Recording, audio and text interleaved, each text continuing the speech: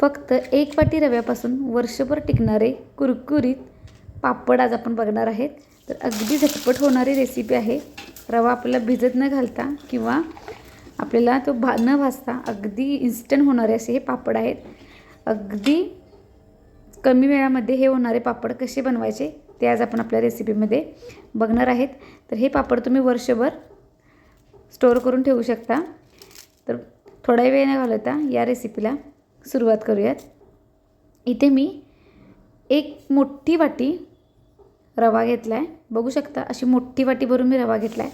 आता त्याच वाटीने आपण 8 वाटी पाणी घालणार आहे.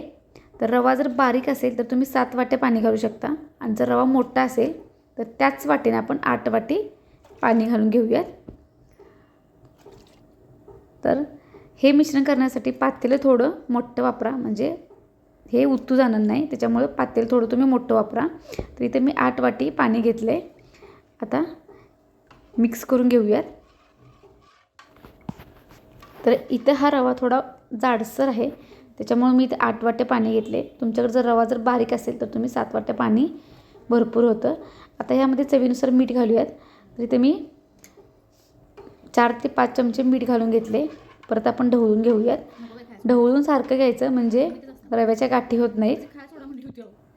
आता इथे मी 1.5 चमचा होईल इतपत मी पापडखार घातला आहे. पापडखार घातल्यामुळे काय होतं की पापड अगदी छान लागतात, चवीला टेस्टी होतात. आणि एक अर्धा चमचा इथे मी खाण्याचा सोडा वापरला आहे. आणि आता आपण हे मिश्रण ढवळून घेऊयात. सतत ढवळून घ्यायचं. ढवळण्यात कमी पडायचं नाही, भरपूर असं ढवळून घ्यायचं. आता त्यामध्ये मी इथं एक पूर्ण पालकाची गड्डी धुवून पालक स्वच्छ चॉपिंग करून घेतला आहे. आणि मग आपण हा एक गड्डी आपण बारीक चॉप करून घेतले आणि ती पूर्णपणे आता यामध्ये घालून घेतली. मिक्स करून घेऊयात.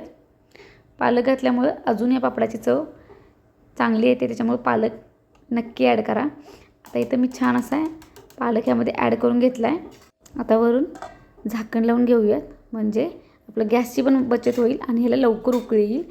तर बघू शकता एक 5 ते 6 मिनिटानंतर मी झाकण काढून घेतले. आता चांगलं परत मिक्स करून घेऊयात. तर ह्याला उकळी आलेली आहे. आता मिक्स करून आपण हे मिश्रण थोडंसं आटवून घेणार आहे. थोडा थिकनेस आपल्याला ह्या रव्याला आणायचं आहे. तर बघू शकता छान अशी उकळी पण आले. थोडा थोडा रवा आपला ह्यात थिक होत चालला आहे. पालक पण छान शिजलेला आहे. तर साधारण 30 ते 35 मिनटं ही प्रोसेस करण्यासाठी आपल्याला वेळ लागतो. तर गॅसची फ्लेम मीडियम ठेवा. हाय फ्लेमवरती उतू जाण्याची शक्यता आहे, त्याच्यामुळं गॅसची फ्लेम मीडियम ठेवा. तर बघू शकता 30 ते 35 मिनटं टोटली मला वेळ लागलेला आहे. तर आता इथं मिश्रण हे तयार आहे. थिकनेस पाहू शकता तुम्ही. आता काय करा, एखादा कागद, प्लास्टिकचा कागद पण तुम्ही घेऊ शकता किंवा या पद्धतीची गोणी पण तुम्ही यूज करू शकता. हलकंसं असं तेल लावून घ्यायचं जेणेकरून पापड खाली डसला नाही पाहिजे. आणि मिश्रण आपण जे काही रव्याचं मिश्रण बनवलं आहे ते थोडं थंड होऊ द्या, म्हणजे पापड आपले छान होतात. आता हे या सर्व मी गोणीला तेल लावून घेतले. आणि आता आपण पापड घालण्यास सुरुवात करूयात. तर अजूनही हे मिश्रण एकदम गरम आहे, पण थोडंसं थंड होऊ द्या आणि मग तुम्ही पापड करायला चालू करा. छान अगदी पापड होतात आपले. जसं आपण साबुदाण्याचे सांडगं बनवतो त्याच पद्धतीने आपण हे मिश्रण पळीत घेऊन फिरवायचं आहे. बघू शकता या पद्धतीने आपल्याला पापड बनवायचे आहेत.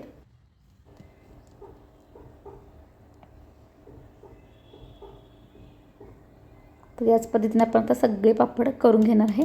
थोडं मिश्रण थंड झालं की पापड अगदी छान होतात. आता हे अगदी गरम गरमच आहे.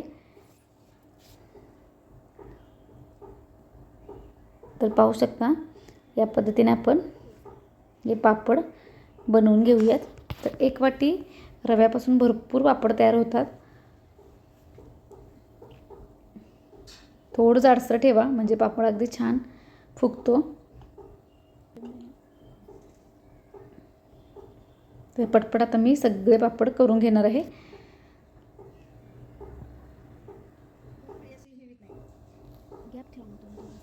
तर एक मोठी वाटी मी रवा घेतला होता, त्या वाटीपासून भरपूर असे पापड तयार झालेत, बघू शकता. अजून एवढं मिश्रण शिल्लक आहे, तर इथं एक गोणी भरलेली आहे. तर बघू शकता इथं सगळे पापड करून तयार आहे. तर 1 वाटी रव्यापासून एवढं पापड झालेले आहेत. छान असा ह्याला ऊन देऊयात. एक दिवस पूर्ण एक बाजू वाळवून घ्यायची, दुसऱ्या दिवशी दुसरी बाजू वाळवून घ्यायची. तर इथं बघू शकता छान असे, आणि त्याच्यामध्ये पालक घातल्यामुळे पापड अगदी भारी दिसतात आणि चवीलाही अगदी टेस्टी होतात. तर इथं पापड वाळून तयार आहेत. तर बघू शकता आपण सालपापडी बनवतो त्याच पद्धतीने हे पापड दिसतात. आता तुम्हाला मी तळून दाखवते. तर इथं तेल तापवून घेतले, तर बघू शकता. तर या पद्धतीने आपले हे पापड तयार होतात. खायला तर अगदी सुंदर लागतात. पावसाळ्यामध्ये तर तुम्ही जर हे जास्त क्वांटिटीमध्ये करून ठेवलेत तर तुम्हाला कधी संपलेले पण कळणार नाहीत, इतके छान हे पापड लागतात. आणि तेलामध्ये टाकताच अगदी छान असे फुगतात. तेल चांगलं तापवून घेतल्यानंतर गॅसची फ्लेम लो करायची आणि मग हा पापड तळायचा, म्हणजे पापड छान असा करपत नाही, छान असा तळला जातो. आणि त्यामध्ये आपण जो काही पालक आणि पापड घातलेला आहे त्याच्यामुळं हा पापड अगदी चविष्ट होतो. त्याच्यामुळं या उन्हाळ्याला अगदी झटपट होणारे हे रव्याचे पापड नक्की करा. आणि पुन्हा भेटूया आपण अशीच एक छान नवीन रेसिपी घेऊन. तोपर्यंत नमस्कार.